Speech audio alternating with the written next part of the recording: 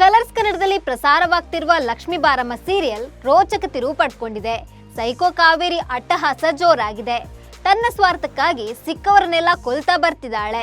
ಕೀರ್ತಿಯನ್ನ ಬೆಟ್ಟದಿಂದ ದೂಡಿ ಹಾಕಿದ ಕಾವೇರಿ ಈಗ ಲಕ್ಷ್ಮಿ ಕಥೆಯನ್ನ ಮುಗಿಸಿದ್ದಾಳೆ. ಇದೀಗ ಲಕ್ಷ್ಮಿಯ ನೆನಪಲ್ಲಿ ಹುಚ್ಚನಾಗ್ತಿದ್ದಾನೆ ವೈಷ್ಣವ್.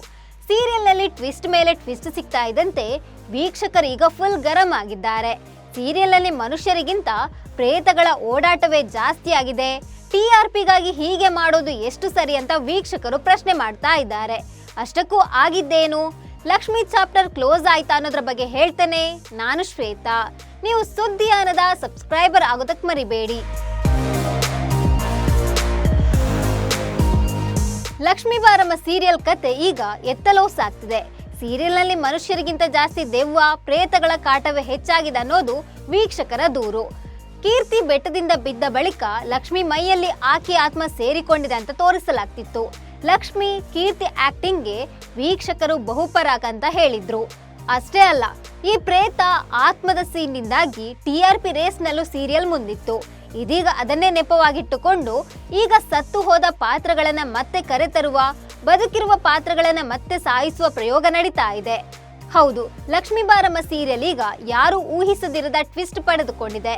ಲಕ್ಷ್ಮಿ ಕೀರ್ತಿ ಸಾವಿಗೆ ನ್ಯಾಯ ಕೊಡಿಸಿ ಕಾವೇರಿ ಅಟ್ಟಹಾಸಕ್ಕೆ ಬ್ರೇಕ್ ಹಾಕ್ತಾಳೆ ಅಂತ ವೀಕ್ಷಕರು ಅಂದ್ಕೊಂಡಿದ್ರು. ಕಥೆಯ ಟ್ರ್ಯಾಕ್ ಕೂಡ ಹಾಗೆ ಹೋಗಿತ್ತು. ಆದ್ರೆ ಏಕಾಏಕಿ ಸೀರಿಯಲ್ ಡೈರೆಕ್ಟರ್ ಟ್ವಿಸ್ಟ್ ಕೊಟ್ಬಿಟ್ಟಿದ್ದಾರೆ. ತನ್ನ ಹಾಗೂ ಮಗನ ಮಧ್ಯೆ ಲಕ್ಷ್ಮಿ ಬಂದಿದ್ದಾಳೆ ಅಂತ ಕಾವೇರಿ ಆಕೆಯನ್ನು ಮುಗಿಸಲು ಒಂದಲ್ಲ ಒಂದು ಪ್ಲಾನ್ ಮಾಡಿದ್ಲು. ಇದೀಗ ಡ್ರಾಮಾ ವೇಳೆ ಲಕ್ಷ್ಮಿಯನ್ನ ರಾವಣ ಮೂರ್ತಿಯೊಳಗೆ ಹಾಕಿ ಕಾವೇರಿ ಕೊಂದಿದ್ದಾಳೆ ಅಂತ ತೋರಿಸಲಾಗ್ತಿದೆ. ಸದ್ಯ ತನ್ನ ಮುಂದಿರುವ ಕಾಟಗಳೆಲ್ಲ ಮುಗಿದು ಹೋಯ್ತು. ಇನ್ನು ಮೇಲೆ ತನ್ನ ಮಗನ ನಡುವೆ ಯಾರು ಬರಲ್ಲ ಅಂತ ಕಾವೇರಿ ಫುಲ್ ಖುಷಿಯಲ್ಲಿ ತೇಲಾಡ್ತಿರ್ತಾಳೆ. ಆಗ ಕಾವೇರಿಗೆ ಕೀರ್ತಿಯ ಎಂಟ್ರಿ ಶಾಕ್ ಕೊಟ್ಟಿದೆ. ಹೌದು, ಸತ್ತಿದ್ದಾಳೆ ಅಂದುಕೊಂಡಿದ್ದ ಕೀರ್ತಿ ಈಗ ಮತ್ತೆ ಮನೆಯವರ ಮುಂದೆ ಪ್ರತ್ಯಕ್ಷವಾಗಿದ್ದಾಳೆ. ಸತ್ತು ಹೋದವಳು ಈಗ ಮತ್ತೆ ಮರಳಿ ಯಾಕೆ ಬಂದಿದ್ದಾಳೆ ಅಂತ ಕಾವೇರಿಗೆ ಚಿಂತೆಯಾಗಿದೆ. ತನ್ನ ಕಣ್ಣುಗಳನ್ನೇ ತನ್ನಿಂದ ನಂಬಲು ಸಾಧ್ಯವಾಗ್ತಿಲ್ಲ. ಮನೆಯವರ ಮುಂದೆ ಬಂದ ಕೀರ್ತಿ ಎಲ್ಲಾ ಸತ್ಯ ಬಯಲಾಗುತ್ತೆ.